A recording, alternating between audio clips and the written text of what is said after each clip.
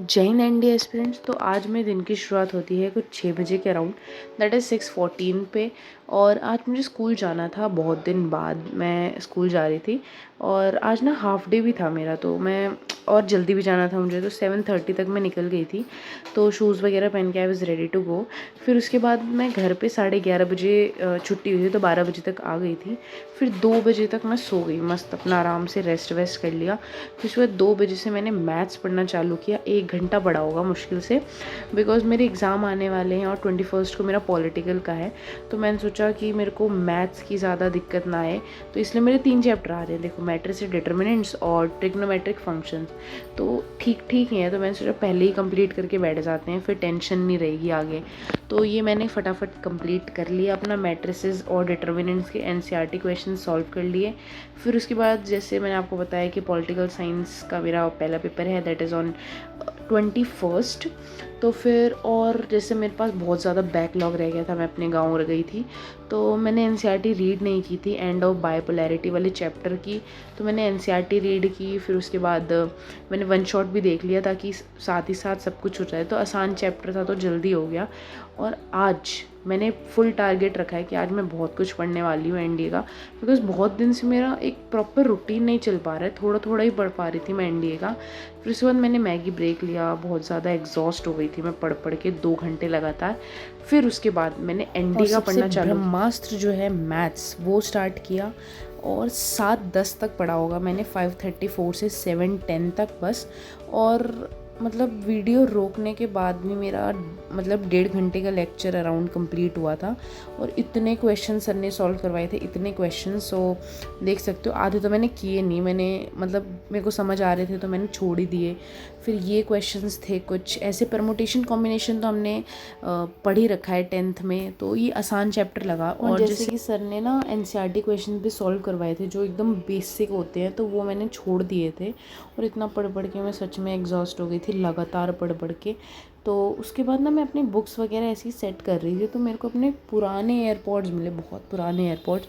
और देख सकते हो क्या मस्त लगते हैं ना आगे से। एंड यस, आप पूछ रहे थे कि मैं कौन सी बुक यूज़ करती हूँ। लाइक मैं ये इंग्लिश के लिए ये जनरल इंग्लिश की बुक यूज़ कर रही हूँ।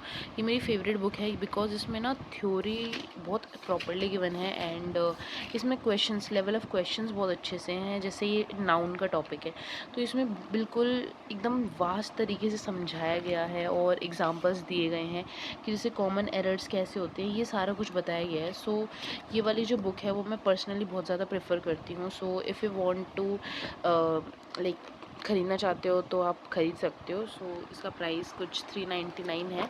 बहुत ही सही बुक है and this is also for defence, as you can सी।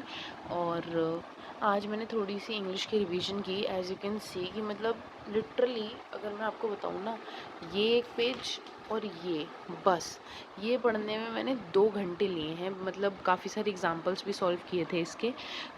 तो बस ये एक पेज पढ़ने में मैंने 2 घंटे लिए हैं, बिकॉज़ मतलब एक एक कॉन्सेप्ट मेरे को इतना भारी लग रहा था, पता नहीं क्यों ऐसा लग रहा है कि इंग्लिश में फ़र्स्ट टाइम पढ़ रही हूँ, बट स्टिल हो जाएगा मैनेज। ये पढ़ने के बाद फिर मैंने सोचा कि PQRS वाले जो क्वेश्चंस हैं वो 10-10 में सॉल्व करती रहूँगी। तो PQRS वाले जो क्वेश्चंस होते हैं वो 10 आते हैं, तो 40 नंबर तो कुछ ये यहीं के हो गए PQRS के। और ये सबसे ज़्यादा इंग्लिश में स्कोरिंग नंबर इसी के होते हैं। सो ये वाला आसान भी पार्ट होता है, तो मोस्टली बच्चे इसे स्कोर कर लेते हैं, जिसमें से मैंने लाइक ये 180 क्वेश्चन से लेकर 199 तक किया है, जिसमें से मैंने एक क्वेश्चन अटेम्प्ट नहीं किया है, 188 वाला समझ नहीं आया था थोड़ा बहुत। एंड 2 क्वेश्चन मेरे गलत हो गए हैं इसमें से, ठीक है। तो मतलब 3 क्वेश्चन तो यहीं गए, तो अराउंड मैंने कुछ ठीक ठाक ही स्कोर कर लिया है अभी।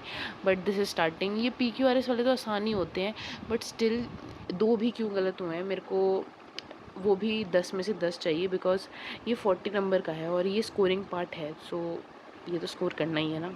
इफ़ आई टेल यू कि मैं क्वेश्चंस कौन सी बुक से प्रैक्टिस कर रही हूँ, तो अभी तो मेरे पास ये वाली बुक है।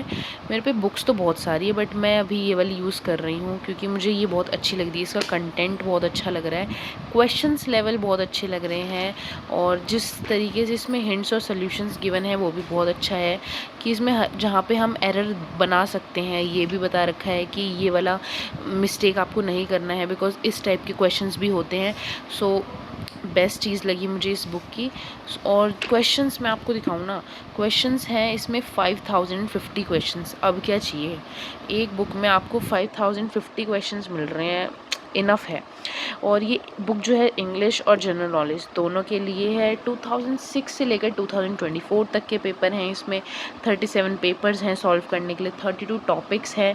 एंड ये वाली जो बुक है ना, 5th एडिशन है। कंफ्यूज मत होना, because 4th edition, 3rd edition, काफ़ी एडिशन है, सेम पैटर्न की बुक है, बट 5th एडिशन ले लेना अगर आपको चाहिए तो।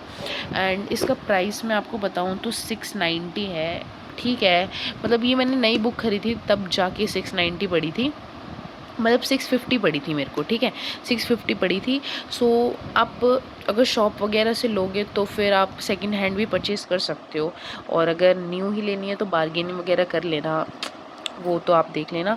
And if you want to purchase this book you can definitely go for this. और ये एक मेरे पे मैथ्स की भी बुक है जो सेम दिशा पब्लिकेशन की है, 5th एडिशन है। कंफ्यूज मत होना, 5th एडिशन लेना, देख सकते हो ये दोनों सेम बुक है। देखो ये इंग्लिश की है, कलर चेक कर लो, ये वाली ऐसी आएगी और ये ब्लू आएगी, ठीक है। देखो बढ़िया बुक है, जेन्युइनली बहुत बढ़िया बुक है। और इसमें 19 प्रीवियस ईयर क्वेश्चंस हैं और टॉपिक वाइज सॉल्व पेपर्स हैं। 4040 क्वेश्चंस है विद 100% सॉल्यूशंस। 24 टॉपिक्स है, 37 पेपर्स हैं, और क्या चाहिए। और इफ़ आई टेल यू, देखो एनसीवीसी में है। और हाँ, इसमें परमुटेशन एंड कॉम्बिनेशन जैसे मैंने अभी चालू किया है ना पढ़ना, तो जैसे ही मेरा कंप्लीट होगा तो मैं ये कंप्लीट कर लूँगी, इसके क्वेश्चंस लगा लूँगी, तो एक मेरे को पूरा वो दिख जाएगा कि यस मेरा ये चैप्टर कंप्लीट हो गया, मैं इसको साइड कर सकती हूँ। सो इस बुक की ये वाली खासियत है कि चैप्टर वाइज आपको क्वेश्चंस गिवन है, वरना दूसरी बुक्स में क्या होता है ना, चैप्टर वाइज नहीं गिवन होता, ऐसे ही डायरेक्टली क्वेश्चंस होते हैं। तो अगर आपको लेनी हो तो ले सकते हो, it's all up to you. And इसका मैं आपको प्राइस बता दूँ, इट इज़ अराउंड 975। मेरे को कितने की पड़ी थी वो मैं नहीं बता सकती, बिकॉज मेरे पापा लेकर आए थे ये वाली बुक मेरे लिए। तो चेक कर लेना, ऑनलाइन मंगानी हो तो ऑनलाइन भी मंगा लेना।